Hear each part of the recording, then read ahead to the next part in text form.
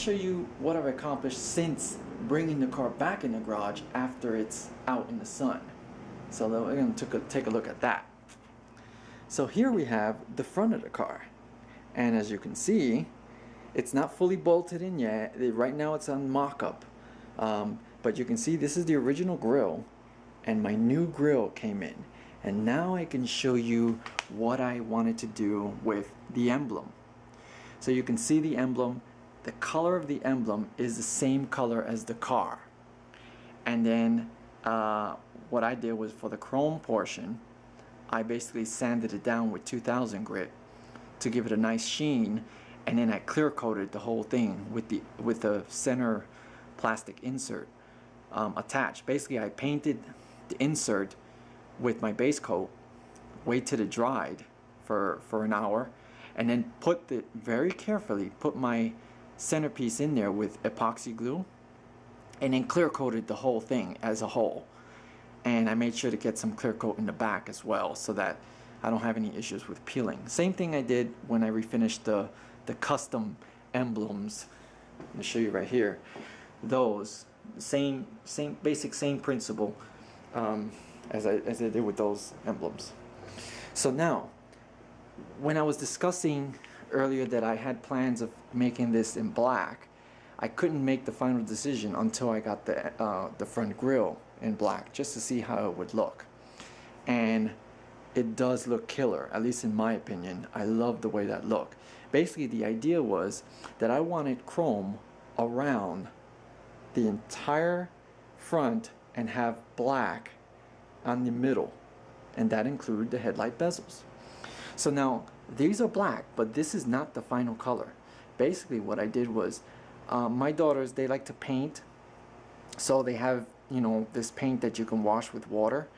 So I took some of that paint and I painted the headlight bezel in black. So let me give you a view of what it's supposed to look like, just so that you know what I started with. This is what the bezel looks like originally. It did have black, but not all the way to the outside. Basically the outside was aluminum, or polished aluminum, and then the inside is black. So basically it is supposed to be black around the headlight.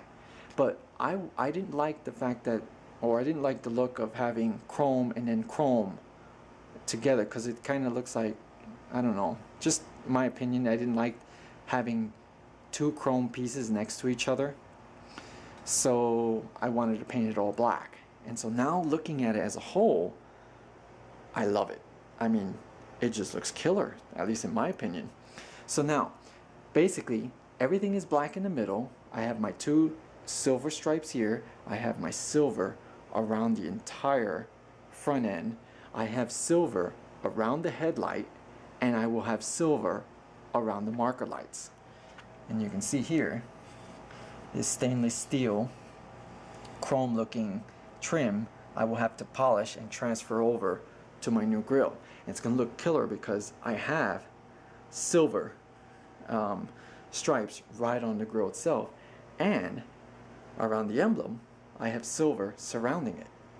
And so right now I have the filler panel for the bumper, just to, you know, kind of give it that finalized look, just to get an idea of how it's going to look like. And it just looks great. I really love the way it looks.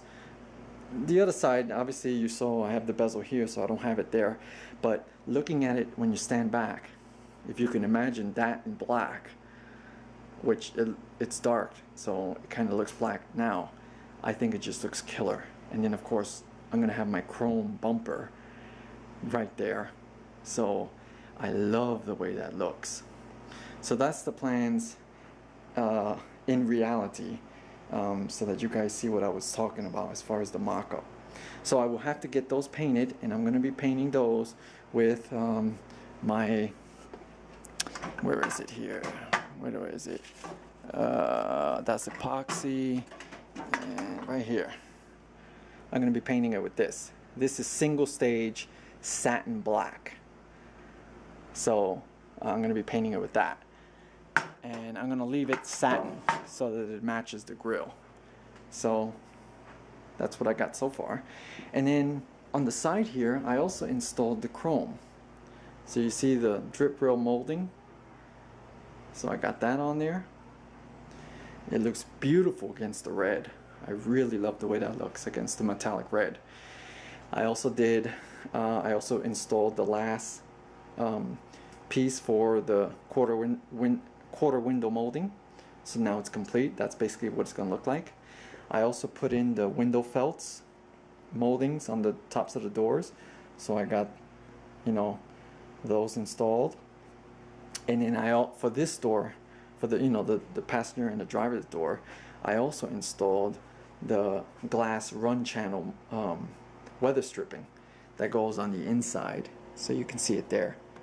It goes on the inside. The hardest part was getting the run channel to actually do this 90-degree bend. So there was a lot of trial and error as far as how to cut it so that I can get a perfect 90-degree angle. But once I got one done, it was easy to just transfer the marks over to the other one. So I got that done. So this window is pretty much done. The only thing left is, and you can see I don't have the glass in. The glass is just sitting there. I need the run channel that goes on the inside of the door. I mean the quarter windows. And the reason why I don't have it is because they're actually quite expensive. Here's the originals. And these, I took them off 3 years ago. So they're pretty old. And they're in bad shape. And I guess what makes them expensive is the fact that it has this, I mean, it's all in metal, first of all, and it has this bracketry that is part of the unit. And you can see there's the original bolts. So I kept these so that I could make sure to have, you know, when I order new ones, to make sure to get the same ones, because the 73, 74 models is kind of hard to get parts for. So I knew that I would have to get a 69 to 72 run channels, and I would have to try to match them to get it to work. But I think they're pretty much the same overall. And two, so that I can save the bolts. So there it is. So when I get those purchased, I will finish off the back windows. So that's what I got done so far. Next, what I have to do is I have to do the cowl panel. So you can see that the cowl panel has tape, and that's because I wanted to make sure that I have my body lines the way I wanted them, so that it doesn't move. And I will need to put some weather stripping on the back side of this part of the cowl panel, and the reason why is because the cowl panel actually sits lower than the fenders on both sides. And originally, I don't know if I have the originals. Let's see if I can find them.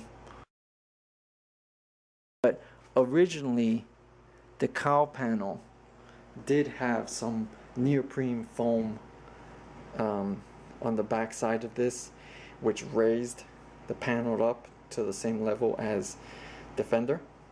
So I'm going to be replacing that with some neoprene foam that I find from Home Depot, and I'm going to be putting a strip all the way across. And then I get to bolt this down. And once that's bolted, I could put my trim around the windows. And I'll have to do that for the back as well. So that's pretty much the project so far since taking it out in the sun. I definitely am proud at how it's coming along. So there it is. That's the look. That's basically how it's going to look in the front. So I'll have to paint those in satin black, the two buckets there, and once that's painted I can put it all together minus the filler panel, because that filler panel gets attached to the front bumper, and then the front bumper and the filler panel gets attached as a whole one piece right there in place. So that's pretty much it. Hope you enjoyed. Thank you for watching.